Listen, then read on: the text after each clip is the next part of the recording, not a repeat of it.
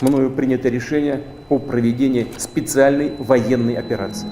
2025 সালে জানুয়ারি থেকে এ পর্যন্ত রুশ বাহিনীর সঙ্গে যুদ্ধে প্রায় 5 লাখ সেনা হারিয়েছে ইউক্রেন।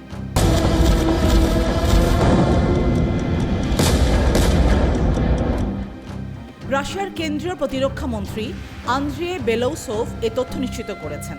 রাশিয়ান টেলিভিশনের রাষ্ট্রায়ত্ত সম্প্রচার সংবাদ মাধ্যম জানিয়েছে, রাশিয়ার প্রতিরক্ষা মন্ত্রণালয়ের বোর্ড মিটিংয়ে প্রেসিডেন্ট ভ্লাদিমির পুতিনের উপস্থিতিতে একথা বলেন প্রতিরক্ষা মন্ত্রী।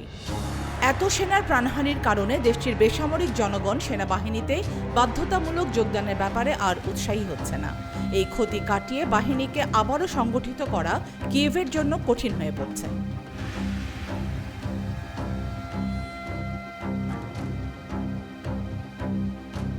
শুধু বিপুল সংখ্যক সেনা হারানোই নয়, পাশাপাশি চলতি বছরে 1,03,000-এরও বেশি সমরাস্ত্র পশ্চিমা বিশ্বের দেয়া 5,500 ট্যাঙ্ক ও সামরিক সরঞ্জাম হারিয়েছে ইউক্রেন।